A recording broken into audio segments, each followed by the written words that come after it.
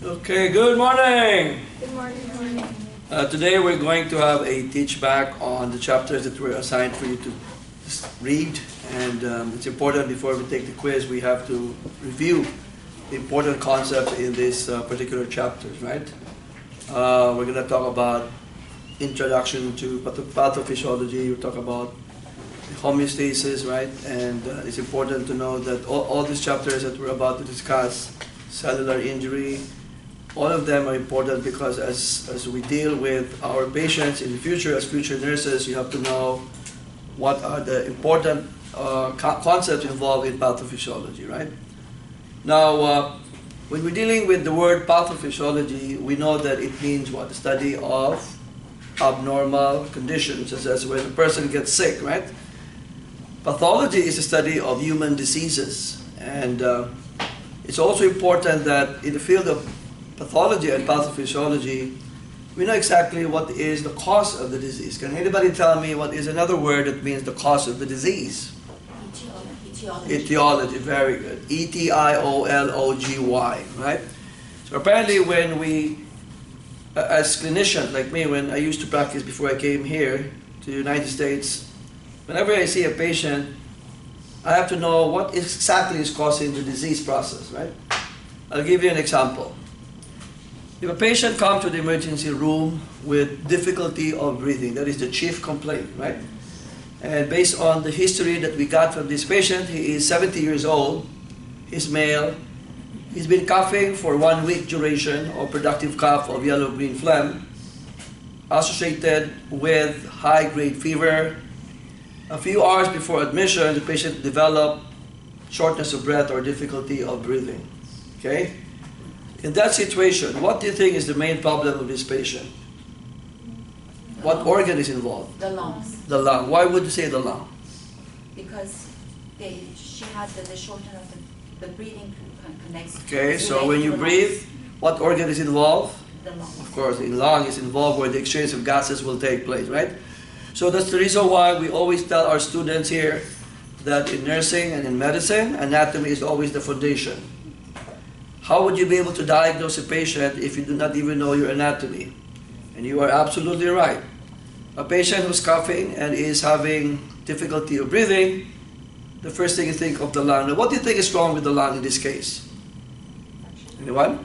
Infection. Infection. Why would you say there's an infection in this particular case? The fever. The fever. Okay, so when you have infection, do you expect to have fever? Most of the time, right? Sometimes you don't have fever, but still have an infection like UTI and all these things, right? Or a wound is infected, but you have no fever. So fever, most likely, is due to an infection in what organ again? The lung. Now, what's the term we use in medicine that is describing a lung infection? What? Pneumonia. Pneumonia, very good. So we have hospital-acquired pneumonia and community-acquired pneumonia. So this patient had productive cough of yellow-green phlegm 1 week prior to admission. So do you think that the pneumonia was because of hospitalization, or was it community acquired? It is definitely community acquired. Do you understand? Okay? So, wait, did I turn it on? I just want to be sure. There you go. Sometimes I keep on talking. And so, apparently we have a situation where, because of our background in anatomy, we know for a fact that this patient may be suffering from pneumonia, the fever, the cough, the difficulty of breathing. It boils down to the lung, and the lung is infected, it's pneumonia. And our goal, therefore, is to establish the cause or etiology of this pneumonia. Can anybody tell me, what do you think would be, you have taken microbiology, what would be the best diagnostic test that Dr. Gamo, me, will order in the chart of this patient upon admission? Anyone? X-ray. X-ray. X-ray of what? Lungs. Okay, we call it chest X-ray. We don't say lung X-ray. Okay, we just chest X-ray because why? We want to determine if there is what? Pneumonia. Will we be able to recognize pneumonia if we do a chest X-ray? Yes, we can. When we do a chest X-ray, called chest PA, means posterior anterior view, whereby we can be able to see pneumonic infiltrates on the lung. So we can compare a lung that is normal with a lung that is, of course, has pneumonia, right? When you have patients with pneumonia, you'll be able to see what we call pneumonic infiltrates as interpreted by our radiology friends, right? So apparently you can. But will that tell you what kind of organism is involved here if you just do a chest x-ray? No. Anybody can tell me what do you think would be the best diagnostic test? Yes? There was the wooden thing that we put for. What do you do? It's like a swab. Yes, come on, don't be afraid to answer. This is a free country to tell me your views and answers. Don't be afraid. Yes? The sputum analysis. Sputum analysis. Can you be more specific than sputum analysis? Anyone? You've taken microbiology, did you? Culture and sensitivity. Very good. What grade did you get in microbiology? Huh? A C. It's okay. C is still passing, right? But you got the right answer. I give you an A for your answer, right? Even though you got a C in class, but you got an A in the answer because your answer was correct, right? So sputum, culture, and sensitivity testing, right? So in order for us to get these results, what specimen are we going to send to the lab? Sputum, okay? So in order to get sputum from your patient, you're the nurse, right? In order to get sputum from your patients, by the way, let's say I am the nurse. I go to the patient and say, hi, my name is, what's your name? Barcina. Huh? Barcina. Bartina. My name is Nurse Bartina. I'm here to get and collect your sputum specimen. Dr. Gamo is requesting that we get a sputum specimen because we're going to do a culture and sensitivity testing. And they probably would not even know what is culture and sensitivity testing. Just tell them, we need the specimen, ma'am, because we want to know what is the organism causing your infection. We want to be able to establish either this viral or what? Bacterial. But based on the presenting signs and symptoms, it could probably be bacterial because of the yellow-green phlegm or sputum plus the same time with fever, right? Okay? So, here I am. I'm in front of the patient. What kind of container should I bring with me? A sterile container or a clean container? Why? Why would you say sterile, my dear? Why? Because you don't want other bacteria or anything To what? else to affect the results. To contaminate is the term we use, right? Contaminant should be avoided, right?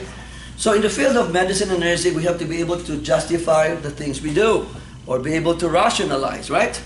The idea here is that we are men and women of science. Do you agree? Do you agree with me? Yes, you're a scientist. I'm a scientist. We want to make sure that our patients are being given the proper care. And that is how to think like a scientist, like, in order to be able to provide them with the proper treatment, right? And management, okay? So you said sterile container, we want to avoid contamination.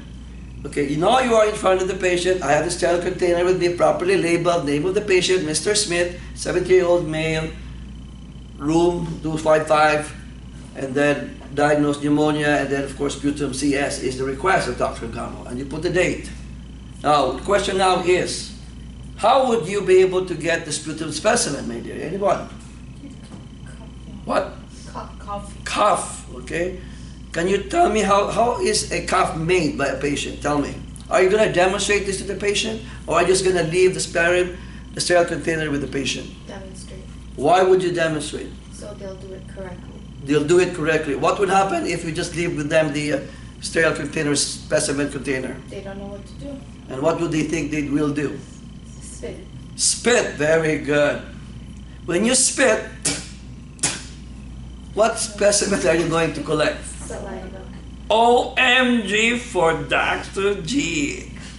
Imagine, instead of getting the right specimen, you get saliva. Did Dr. Gamo order saliva CS? What did I order in the chart, my dear students? Sputum. I was about to say Sputnik. Remember the Russian, satellite and... Anyway, sputum. Can you demonstrate to us an effective cough? So you are in front of the patient. Mr. Smith, I am nurse Isabella. I'm here to collect a sputum specimen. This is a container, it's a sterile container. I want to avoid contaminants. So you open the container and then, what do you do? Okay, very good. She's a very good actress. Well, unless you really have a cough, right? Yes.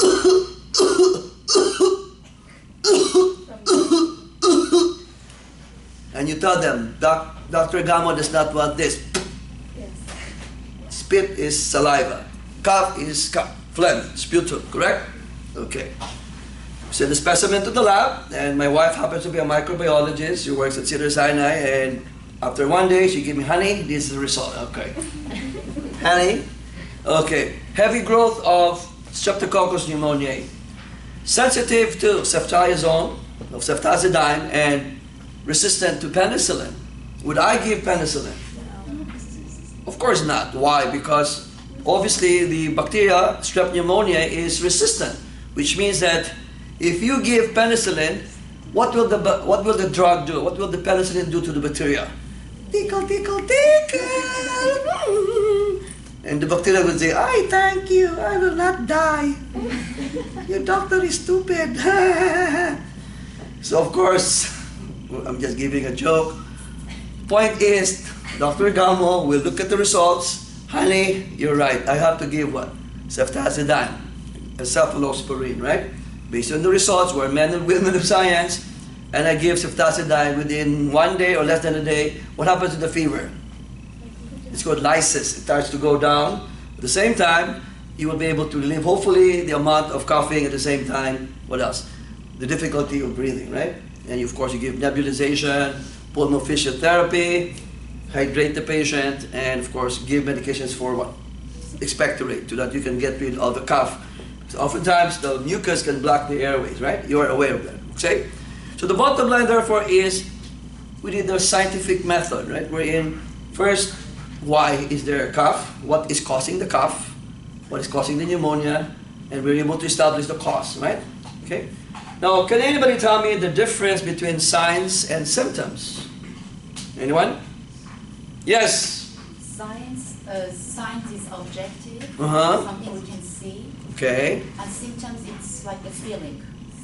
A symptom is subjective. Very good. So I'll give you an example. Tell me if this is a sign or a symptom.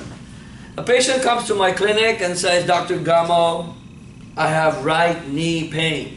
Is that a sign or a symptom? Why do you say it's symptom, my dear?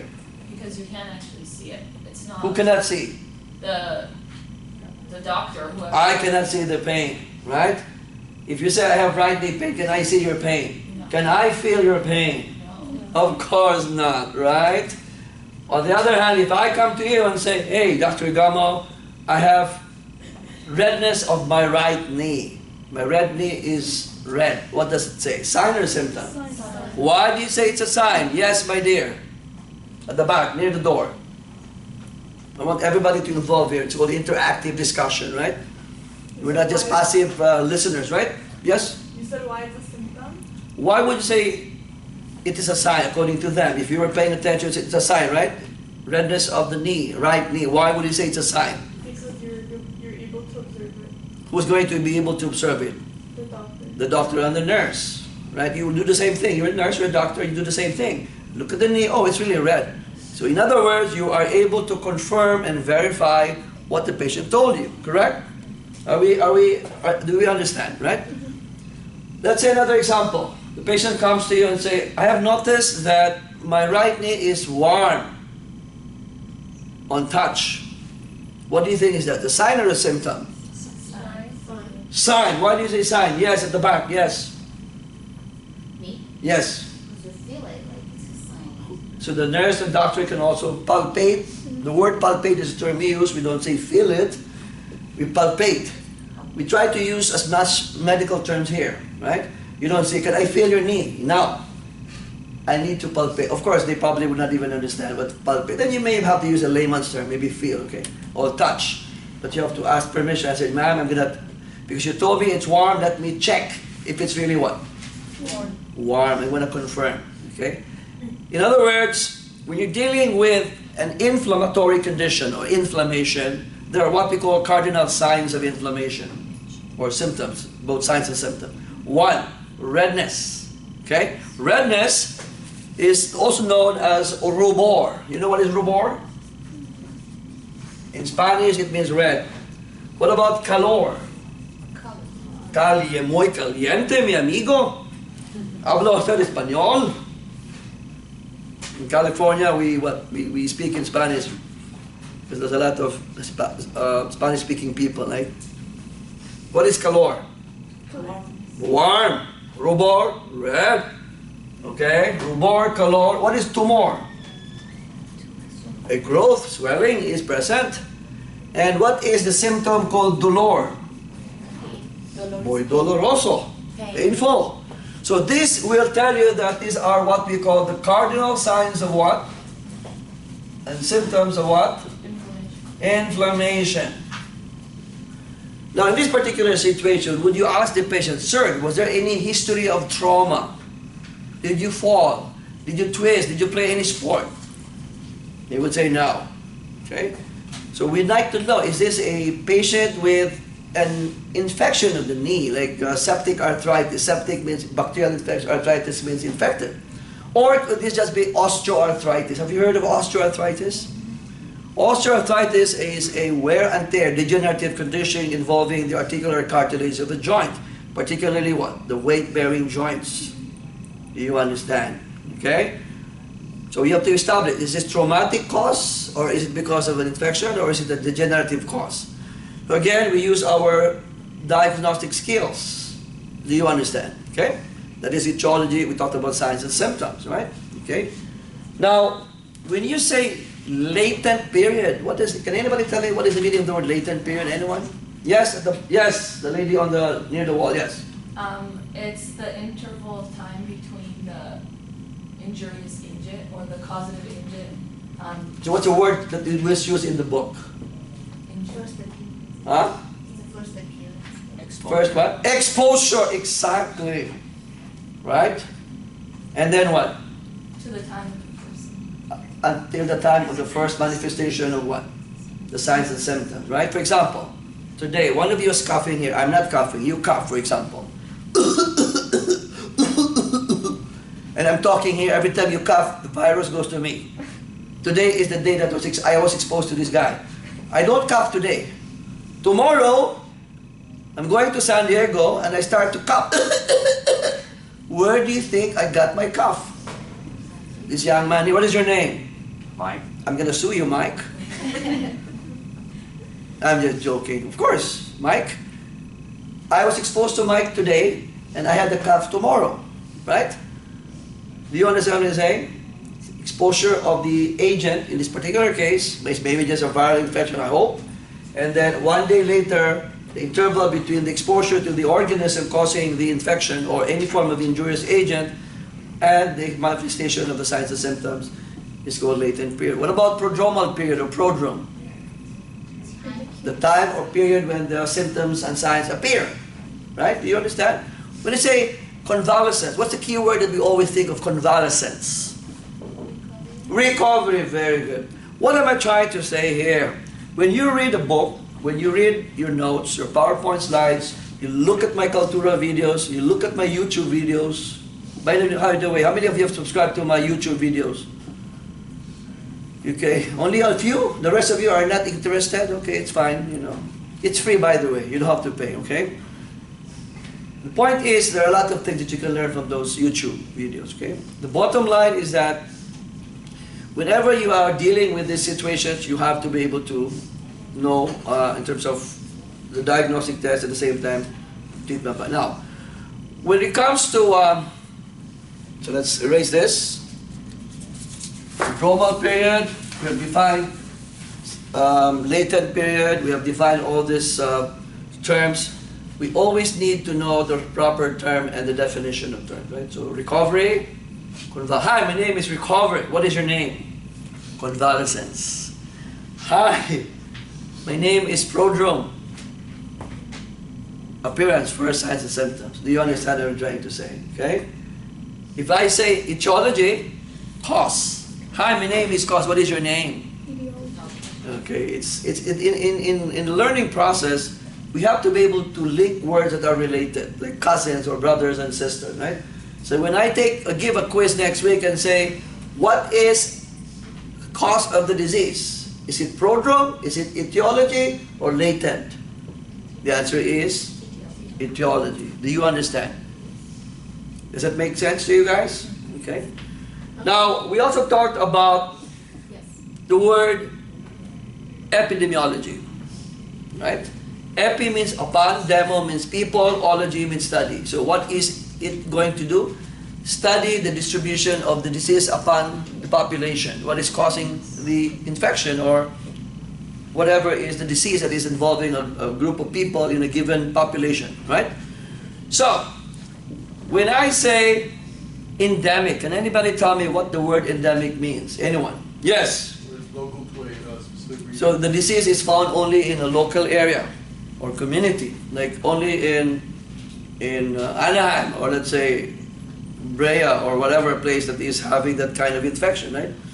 On the other hand, if I say epidemic, what does epidemic mean? Many people at the same time. Involvement of a lot of people at the same time in a bigger place, in a bigger community, right? Epidemic, right? It's not just one city or one community, but more people are affected in such a short span of time, and involved, it's like a spike of incidents of people being infected with a particular disease, right?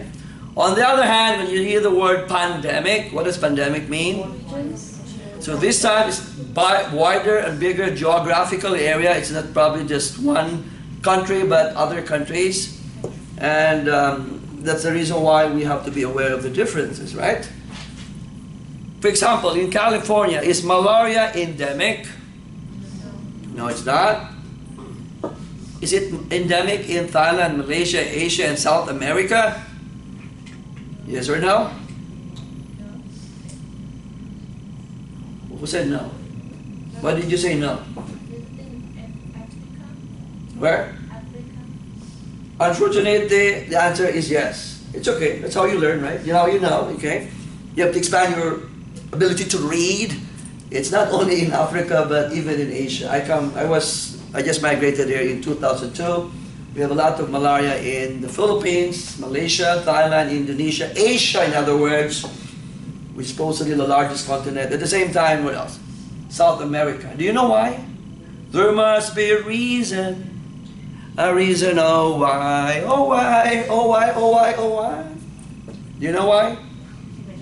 Humidity and more mosquitoes. Humidity. Okay, can you give me another answer? I accept all answers here. But obviously, if I ask for another answer, that means it has to be another answer. Yes? Warmer weather. Warmer weather, it could be a contributing factor, but there is one key element there. Okay, you have taken microbiology. Do you know how malaria is transmitted? Mosquitoes. Yes? Mosquitoes? Huh? Mosquitoes? Yes, very good. Very good. This type of mosquito is found in these areas where it's endemic, right? Now the question is, not only is it in areas where there are mosquitoes, but in bodies of water where they thrive, right? And therefore, like rivers and places where these waters are found, at the same time the mosquito is found, which become the vector. Okay, the vector, which is the mosquito, has malaria, and you get bitten by the mosquito, there you get chills, fever, okay? And there are many forms of malaria, right? Okay? The bottom line is that that kind of mosquito and that environment that is conducive for malaria is not present here in California. Now, can anybody tell me, if there is no malaria here, what is present in California, where we live? Anyone? Anyone? Don't you watch TV news, like a couple of years ago? Yes? Okay, I'll give you a clue. If you go camping, let's say I go to Big Bear, or let's say Lake Arrowhead, or I go to Yosemite, right? And I don't protect myself. I don't have those insect repellents. My tent has that have provided with a mosquito net that protects me. Our mosquitoes here can transmit what kind of virus? Hmm? The what? Yes, somebody say something? West Nile virus? You're the woman. How did you hear about West Nile? I'm just curious. Oh, You were the only one who gave me the right answer.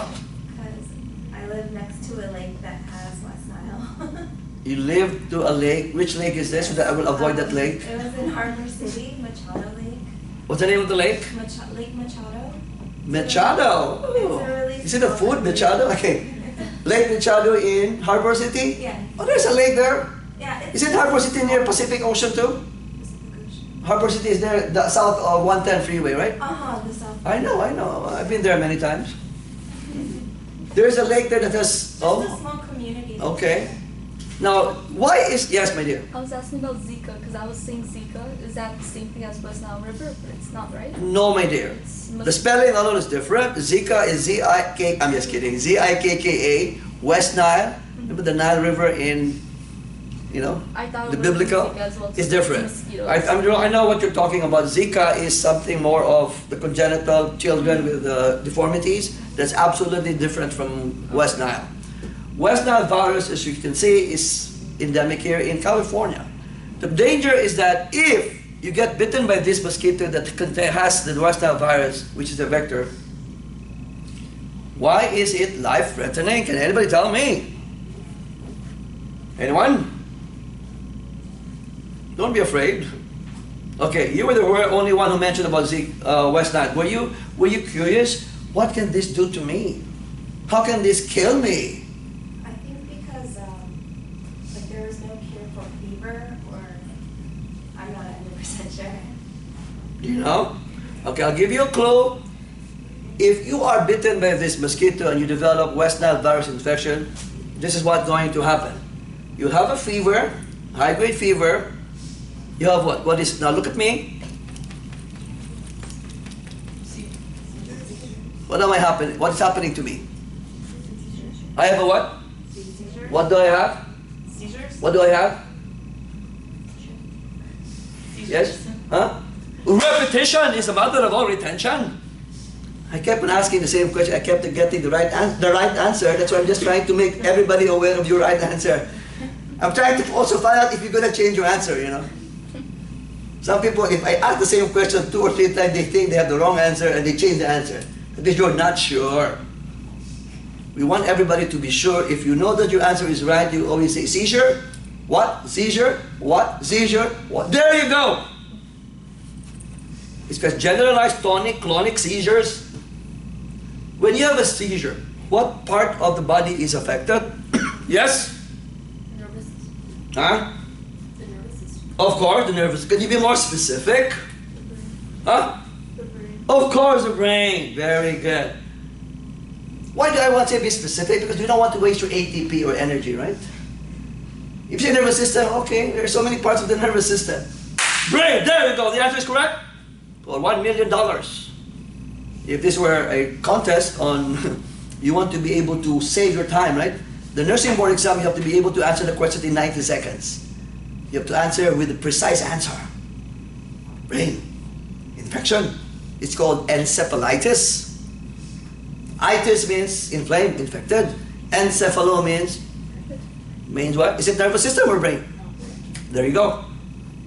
Now you know the nervous system, the central nervous is made up of the brain and spinal cord, and you're absolutely right.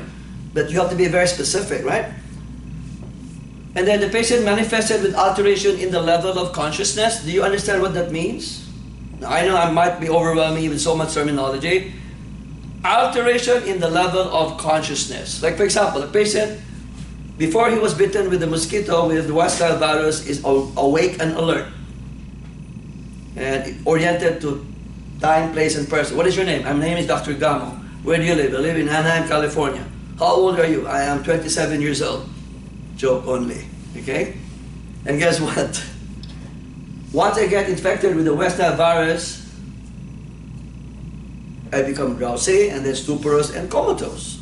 So most likely, if there is an alteration in the level of consciousness, from being awake, alert, and oriented to time, place, and person, and suddenly becomes drowsy, stuporous, then most likely I could be having what? With seizures, fever, encephalitis, and possible what? If I have neck rigidity, you know neck, rigid neck? Or what we call nuchal, N-U-C-H-A-L is another word for neck. There could be what? Meningitis.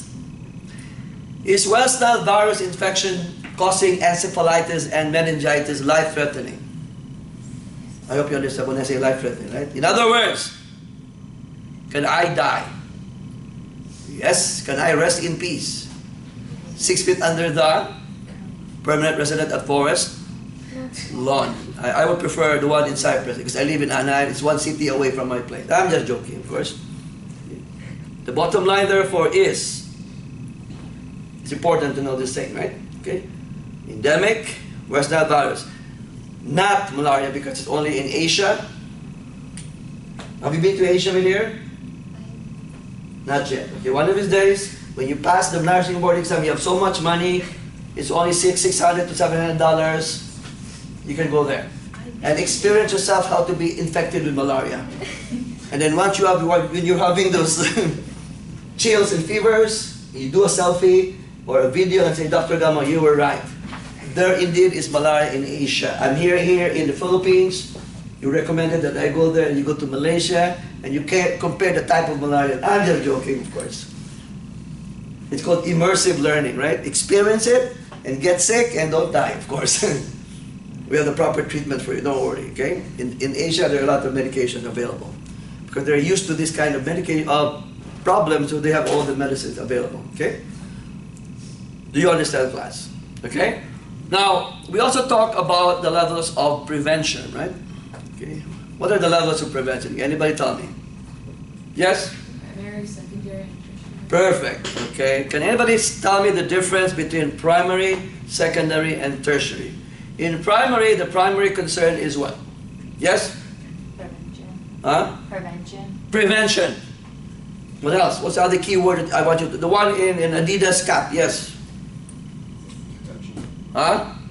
Prevention in primary. What else? Can you think of something else? What is in your notes? The first few words after the notes. Altering susceptibility. There you go. Explain what it means.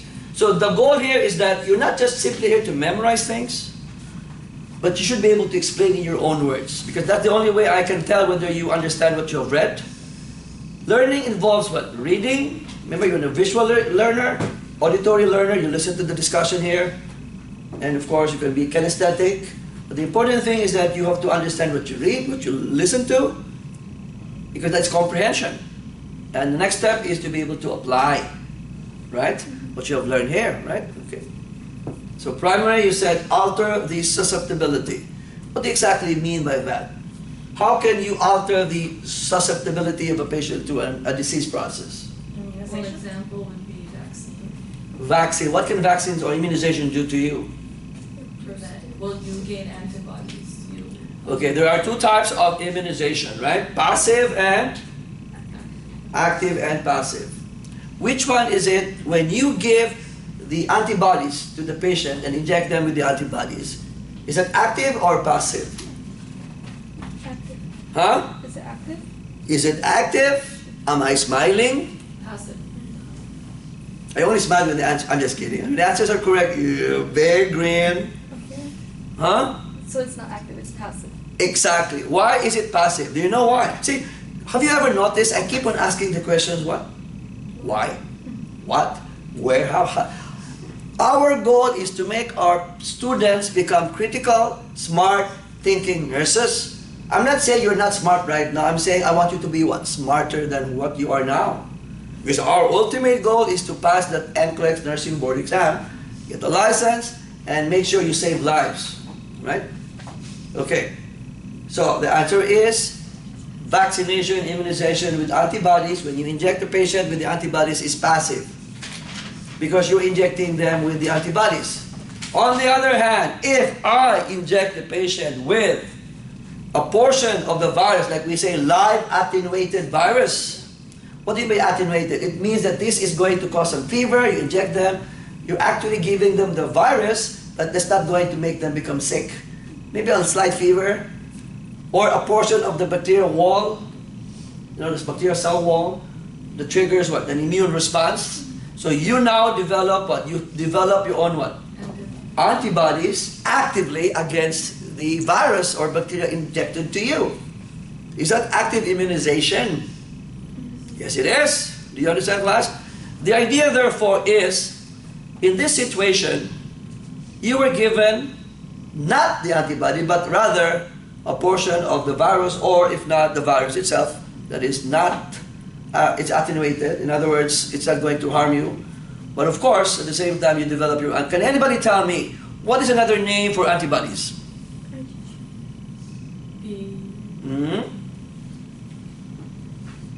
Anyone? Who said immunoglobulin? You're the right person to give me the right answer. Where did you learn that? Did you learn that in anatomy and physiology too? Of course. So in the learning process, it's always cumulative. We do not forget what you have learned in the past, because if you forgot something, it was never learned. Right? So your goal is to make sure you remember and recall all this necessary information. Every time I say, hi, my name is antibody. What is your name? Immunoglobulin. Hi, my name is immunoglobulin. What is your name? You see what I mean? It's called word association. What is the meaning of that? If I say platelet, you would hear what? Blood clotting. If I say blood clotting, you will hear what? Platelet. Therefore, if your blood count is, platelet count is low, will the blood be able to clot? You're bleeding. Same thing here. Immunoglobulin, what is your name? Antibodies. Remember? There are too many forms. We'll talk about that next week. IgE, IgA, IgD. You know what I mean? Okay. So, now let's move on to secondary prevention. Can anybody tell me? Yes. Yes. Early detection. Early detection, how do you be able to do that? Like How? X-ray screening. X-ray screening, okay. Tests. Okay, early screening, secondary prevention, early screening with diagnostic tests. For example, for cervical cancer, what is their screening test? What? Papa Nicholas smear or pap smear, correct? Okay. What about for breast cancer? What is the diagnostic screening test? Mammogram, okay. What about breast examination? Manual self-breast examination. Right? I do that regularly. I examine my breast. Can men develop breast cancer? I'm just joking, of course, but not as high as incidence compared to women, right? Right? What do men mostly develop? What form of cancer? Yes? Yes, because we have prostate. You do not have prostate, unfortunately. We have prostate glands. I'm sorry for you, women. You do not have any prostate. We have prostate, so you will not develop prostate cancer. We are lucky. Okay? I'm just joking. We're unlucky, right? Okay? So how would you be able to screen patients with possible prostate enlargement or tumors, and which could be malignant or cancerous? Yes? Blood draw. Huh? Blood draw. Blood draw. Okay, what kind of specimen would you want? Blood, right? What is it in the blood that you want to establish that if it's elevated, it could be possible that you have what? Yes? The white blood cell. The white blood cell. Unfortunately, that is not the answer I'm looking for. That's why I'm not smiling. Yes? Hormones. Hormones. Okay. Okay, let's get your cell phones. Google the word diagnostic test prostate cancer. It will give you a acronym for 3 letters.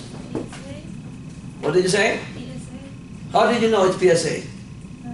Did you Google it or you know the answer? No, I draw blood, that's fine. Are you a phlebotomist, medical assistant, or what? Give me which one. Medical assistant. Medical assistant. Okay, you are absolutely right. Do you know what PSA stands for? Prostate. Come on. Do you know what is S? Give me an S. Give me an A. You don't know. It's okay. Again. Huh? Prostate specific.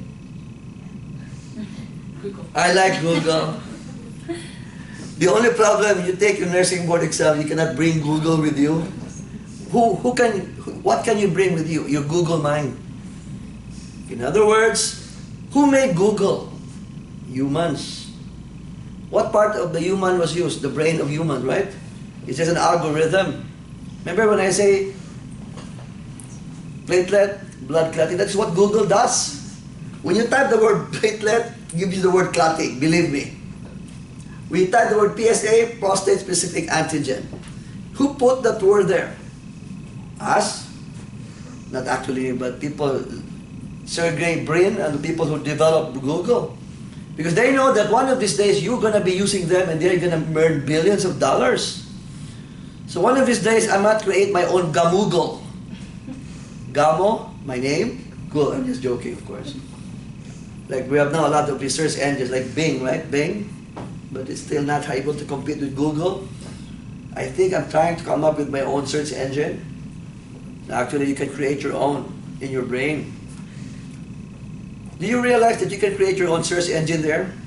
But the thing is, you have to put a lot of what? Information in your brain. Can that be possible? Yes. Our brain, the human computer brain, right? Okay, so what is it again? What does PSA stand for? Prostate specific antigen. And what specimen are we going to send to the lab? Is it blood culture? Or is it stool? Or it's blood, definitely, right? Okay. What else? How can you screen patients with possible prostate enlargement and tumor and prostate cancer? What do doctors do? Hmm? You examine them. You examine the patient. How? What is it that we're going to perform? Yes? Screening. Yes? Screen. What kind of screening? Yes? Anyone? Prostate exam? How do you do a prostate exam in here? Are you an I've never seen LVN? one. Are you an LVN? No, I just know people with prostate cancer. I don't Okay, know how do you examine the prostate?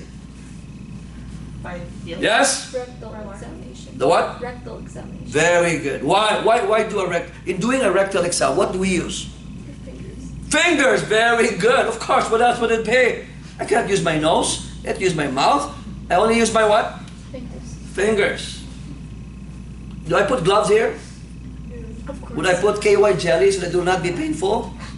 Am I inserting the finger into the anus and into the rectum? Now why do you do that when you do a rectal exam? How would that be able to establish that you have prostate tumor or enlargement? Yes? You have to see like if it's lumpy, you have to like feel it, you have to see if it's out of the abnormality of what it would be. Okay, my question is very simple. Why would you do a rectal exam in order to determine whether there is prostate enlargement? Because the prostate's in front of the rectum. What? The prostate is in front of the rectum. Very good, of course. If you remember the anatomy of the prostate gland, right?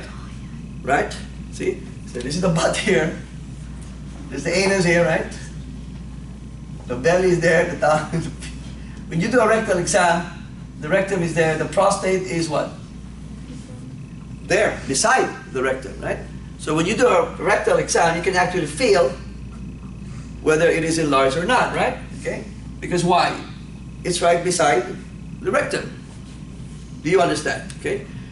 How did you learn about that? What class? Huh? Anatomy. Huh? Anatomy. Huh? Anatomy. There you go! In other words, if you know your anatomy, you know your physiology, there is nothing that you cannot answer. Because if you know what is normal, then you know what's abnormal. So when I insert my finger there into the anus and into the rectum, as you have said, based on the anatomical configuration of the prostate is in front of the rectum, you can actually feel if it's enlarged or not. So be able to compare a normal size prostate with an abnormal size prostate, right? You can see whether it is pain on touch, it's called tenderness, if it's enlarged or not. Do you understand?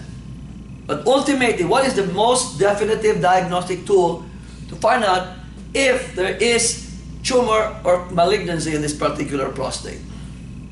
Yes? Blood?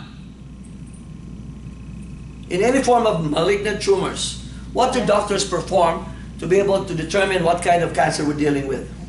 Biopsy. Am I smiling now? Yes? Yes, we do. Do perform a biopsy. Now we can also do what we call a transrectal ultrasound. We insert a probe, and that is how you're able to establish whether it's enlarged or not. And then you can also do a ultrasound guided, you can do a biopsy, right? Do you understand? Is that clear, class? Okay? Now, tertiary prevention, what do you mean by tertiary prevention? Rehabilitation.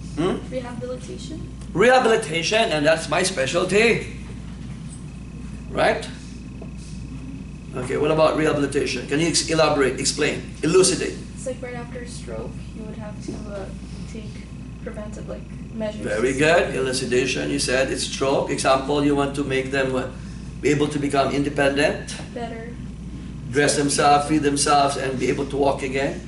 Okay, would you like to volunteer here? Come to the front. Okay. Anybody who wants to volunteer? Come on. If you don't volunteer, I have to get you to come to the front, okay? Okay, yes, anyone? Yes, you. Okay, come on, don't be afraid. What is your name? Harvier. Huh? Harvier. Javier is our nurse for today. Nurse Javier, you're a graduate of what school, Javier? West Coast. The best in the West, of course. West Coast University in North Hollywood, California. That's the best school, better than Ontario on the Anaheim campus, right? Yes. Right? I agree to that. Okay. Javier, right? Yes. Let me ask you this question. Let's pretend Dr. Gamo suffered a stroke. A 57-year-old male associate professor at West Coast developed left hemiplegia. Hemi means half, plegia means paralysis. Or let's say left hemiparesis. Paresis is partial. Plegia means complete paralysis. Hemi means half. Hemiparesis versus hemiplegia. Mine is just hemiparesis. I can move my arms and legs slightly, but it's weak, right? Okay. So if that is the case, what part of the brain is affected? The left side, left hemisphere, or right? And you know the reason why. You know the reason why. If you were to compare the nerve fiber tracts as telephone wires, the nerve fiber tracts from the brain, from the frontal lobe, which happens to be the motor cortex, it's a descending tract, right? They will what? Cross in the area of the medulla oblongata, part of the brain stem, into the opposite side, and they start to go down on the left side of the spinal cord. And the spinal cord gives rise to the spinal nerves and then the peripheral nerves. In other words, the left side of the body is controlled by what? Of the brain. On the other one, the right side of the body is controlled by what? So in this case, you would expect the lesion to be what? On the right side of my brain, if you do a CT scan. Okay? Okay. You're now the nurse, assigned to Dr. Gamo, the patient. The question now is, you were told to do what we call gait training. Do you understand what that word means? Gait training means training the patient how to walk again with a particular assistive device. Okay. Before anything else, you have to use what they call, can you give me that gait belt over there? What is the purpose of a gait belt? To support the patient, right? Okay.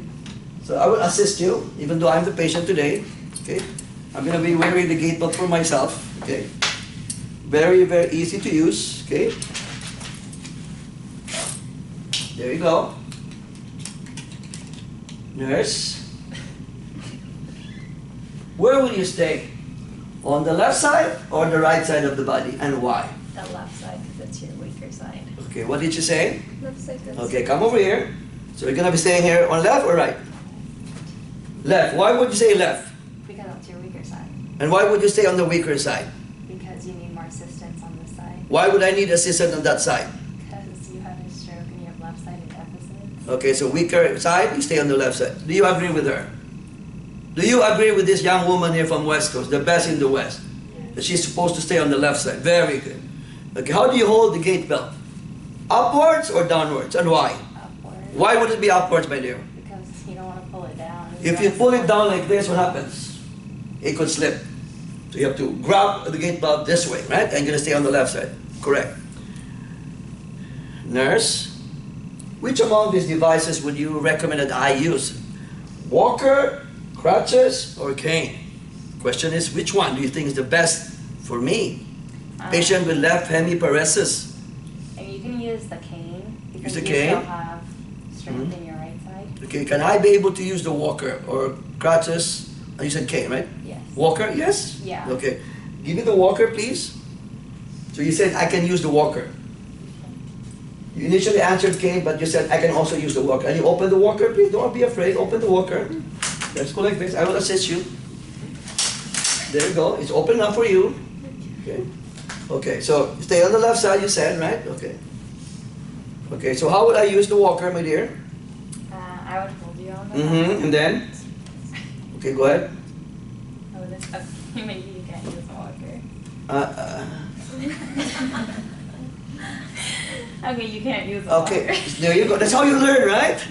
Now you realize, Yes. oh my God, Dr. Gamo can't use the walker. Why? Because the walker needs two hands. I only have one good hand. So what do we do with the walker? Throw it away. I'm just kidding. Don't throw it away. I bought that from the swap meet, by the way, for $2. Okay, what about a pair of crutches? No. Okay, what happens if you give me this pair of crutches? Would I even be able to hold the left crutch? What happened to the crutch? It fell. Why did it fall? Because we can't use it. Because my left arm is weak. Is that what you mean by critical thinking? What is critical thinking, by the way? Do you know what is critical thinking? Common sense thinking. What is common sense thinking? Critical thinking. We want our nurses to be smart, critical thinkers, right? I can't use the walker. I can't use the pair of crutches. Why? Because I need both hands to be strong enough to hold. Now, I see some people tying the hand on the walker. That's the most stupid thing to do, or crazy thing to do. Have you ever seen people tying with a elastic bandage on the walker? Can you imagine if the patient falls, the walker will also go up like this? Funny, huh? Okay, let's throw the crutches away. Now you're left with what? 2 canes. Which one do you think is best? The quad cane? Why is it called quad? Because it has 4 leg supports. Or the single tip cane, which is this one. Which one would you choose and why? See, have you ever noticed I kept on asking the question, why? That's how you become smart, right? Why would I use a quad cane or why would you single tip? Which one do you prefer that I use? The quad one, because it seems like it has more stability. Seems like it has more stability. You're not sure then because it just seems like. It has more stability. Oh my God, I hit my foot. Of course. When you become a nurse, you have to speak with confidence. It's as if you're joining the Miss Universe contest. And which one would I say if I were the host of the Miss Universe contest? And I will ask you, why would you use the quad cane? And you say, it has more stability. And then you do want to say, it seems to have more stability. No, you say, it has more stability. For the simple reason it has how many leg supports? 4. And this only has what? So you choose the 4, right? Throw that away. Ideal height, hip level, right? So which one will hold the cane, right or left? You're right. Why the right? Because it's your strong side and you need help on your left. Right answer. Right hand. Amazing, right? Okay, you stay on the left, Yes. weaker side, but you hold the cane on the right side. Okay, good. Hold my patient, don't touch my booty because it might be sexual harassment, okay? I'm paralyzed on the left side, partially, right? Okay. I want you to think carefully, my dear.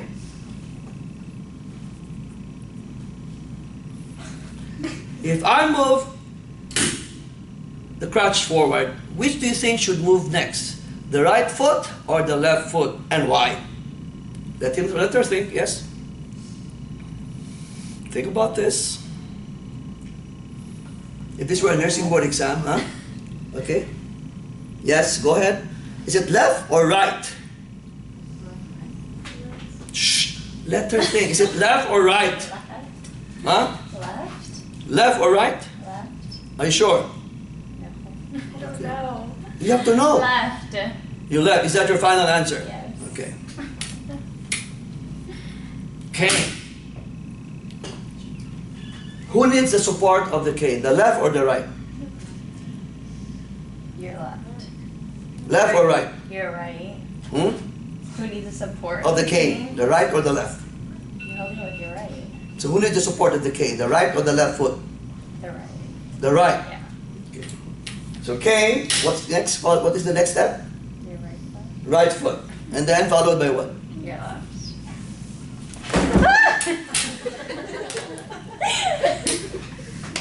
What just happened here? She changed her answer, right? Why did you change your answer? You were already right.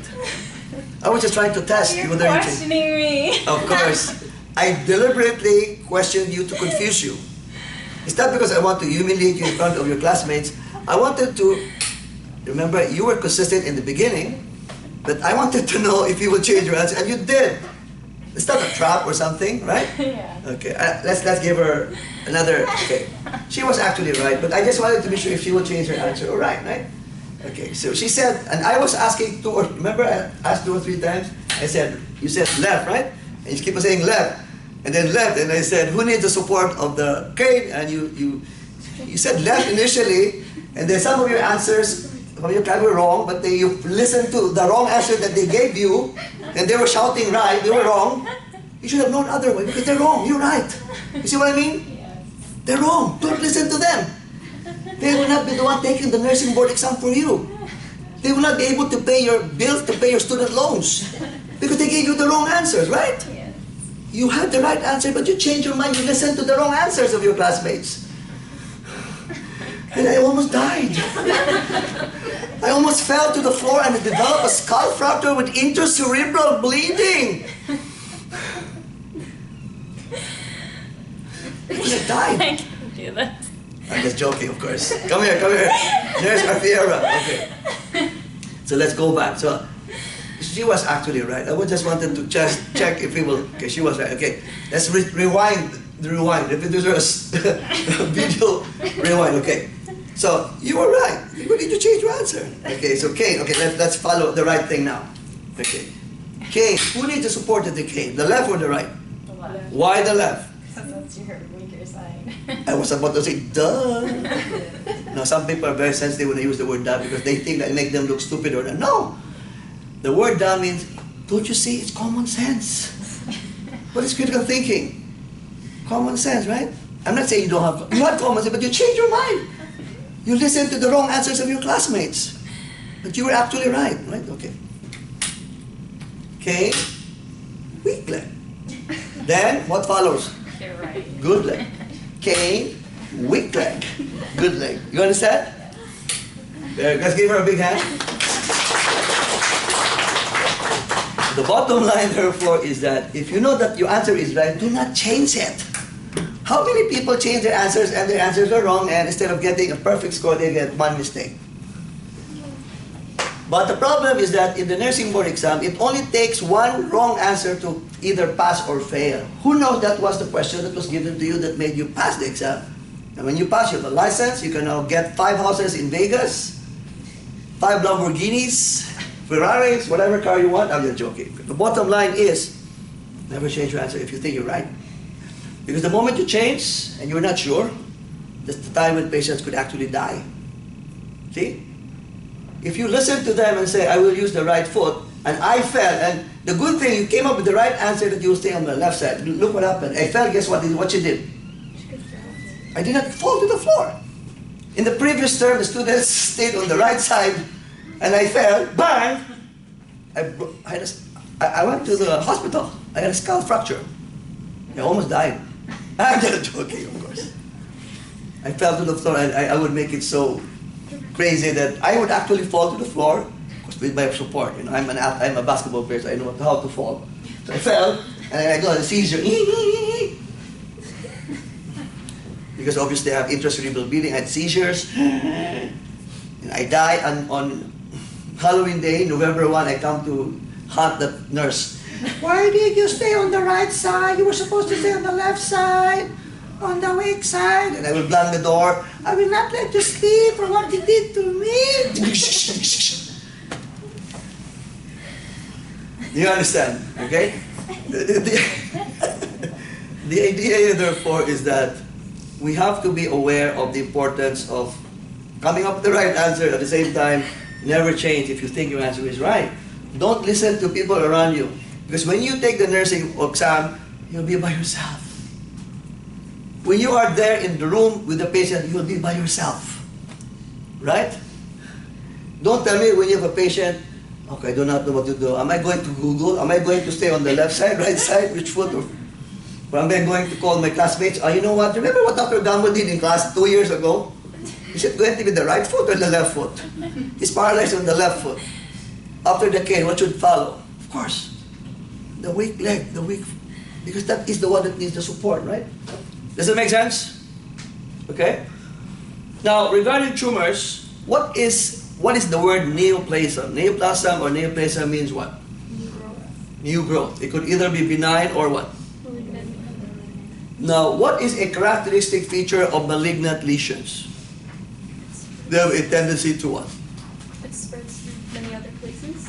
What is the term we use when they go to many places, yes?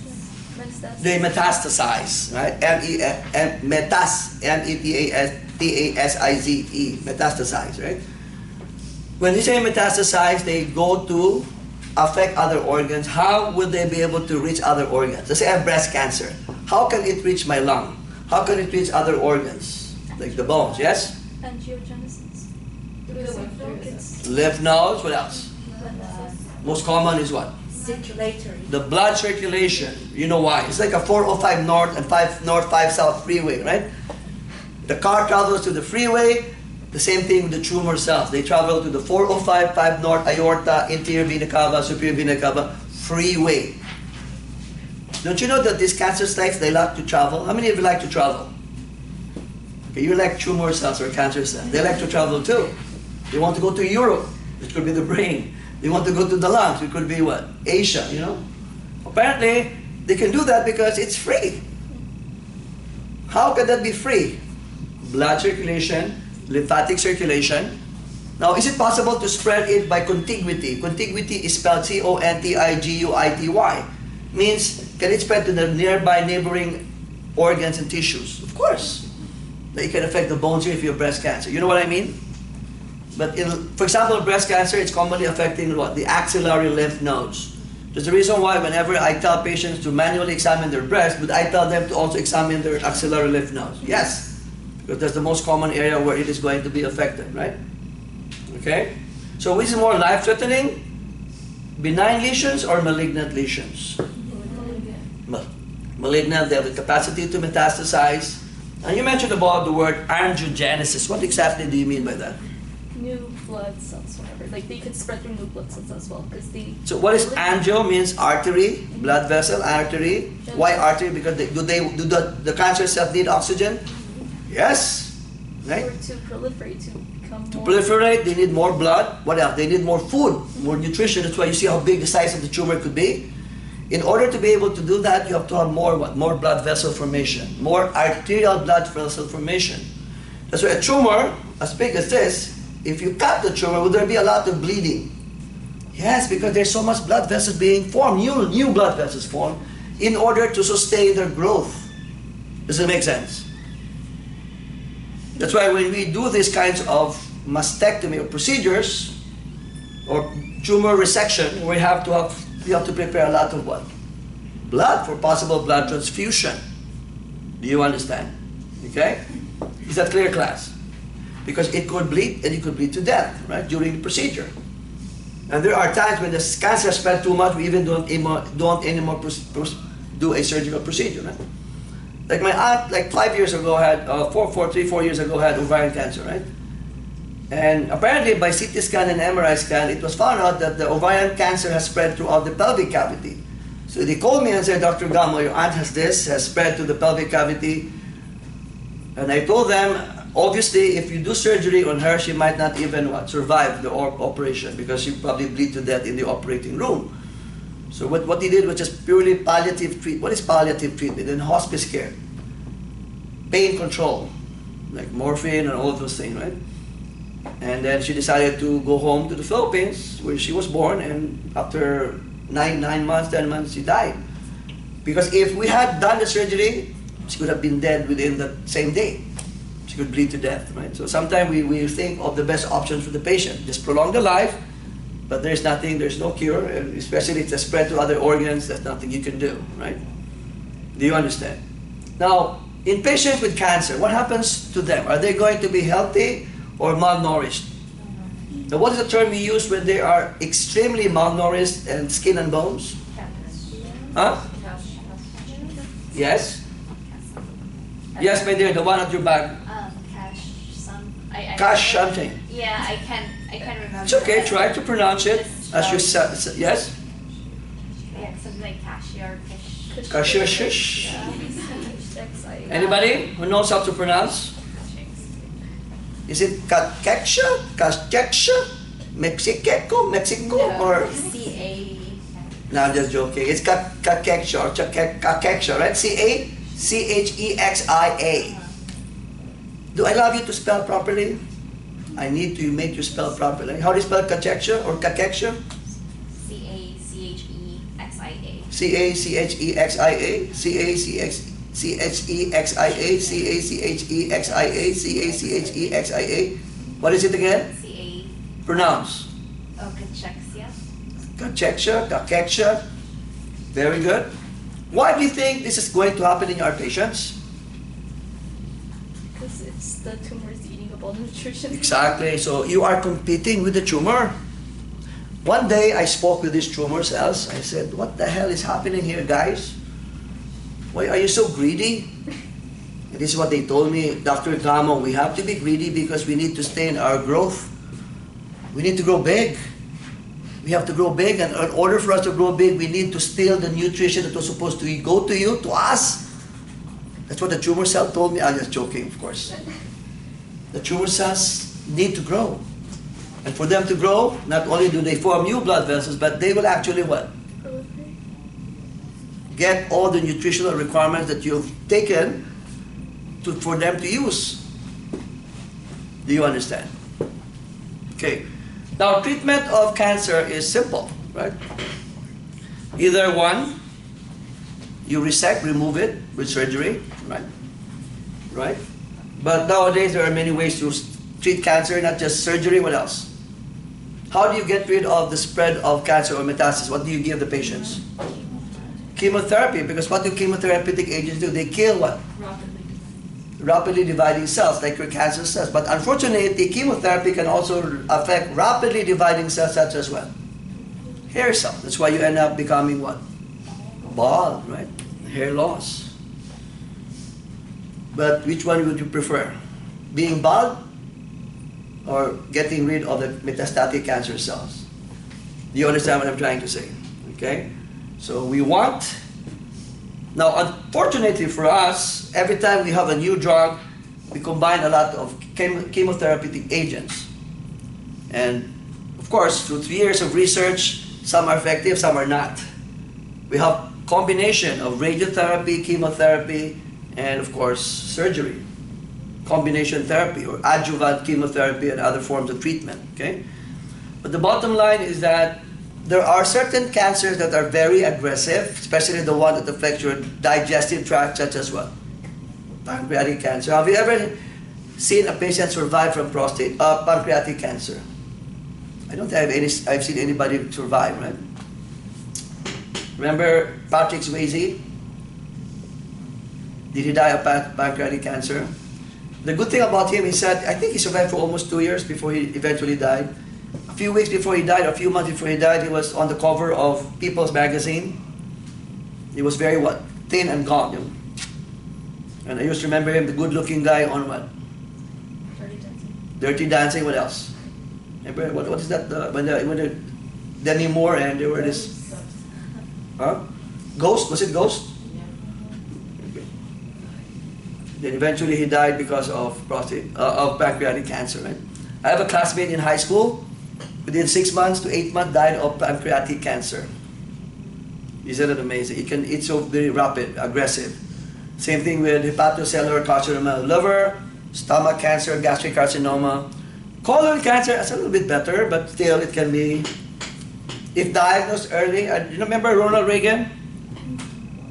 He was shot in the 80s, and then when he was shot in the abdomen, and they had to do surgery, they found out when they were trying to repair his colon, there was a polyp, and they did a frozen section. You know what's a frozen section? Like we're doing OR, and then you go to the histopath. They found out it was actually what? Malignant. But they were able to resect. What did he die of? Was it cancer or Alzheimer's? Of course. You know what I mean? So if you're lucky, it's okay. On the other hand, I have my aunt and my first cousin who died of colon cancer. And that can happen if it is diagnosed at a later stage. Do you understand, class, right? Because by then it has spread already what? To other organs. Prostate cancer, they have a propensity to spread to the lumbar spine. So anybody with prostate cancer starting to develop severe low back pain, bang! And then has, you know. One of the things that I always look at people when I'm thinking of a cancer is unexplained weight loss. Let's say I am 200 pounds. 1 month from now, I'm now just 120 pounds. I lost 80 pounds in a span of 1 month. Can that be explained by exercise and not eating? Most likely not, right? So I have to establish what is causing this unexplained weight loss in this particular person, like me. Do you understand, class? Does anybody have a copy of the study guide that I gave you? Did you print it out? The idea is that that study guide I gave you is supposed to guide you, but it's not supposed to be the thing that will make you learn and study. I remember I told you study all the PowerPoint slides, make sure that you go over study guide, because if you know everything about what is found in study guide, you probably get a 90 or even 100% in this quiz today. Okay? How many of you, again, the YouTube videos are very helpful. How many of you have watched the YouTube videos on these chapters 1 to 4? If you did, you can actually really see the answers to what I did here. Nobody watched that because obviously, did you watch it? No, the culture. Only the cultura. What about the YouTube ones? No, I just. You don't? Okay. Well, if you have a chance, please do so. I have 50 videos. They're both anatomy and pathophysiology. Okay? Okay, let's have a short 10-minute break. We come back. We have the quiz. Okay?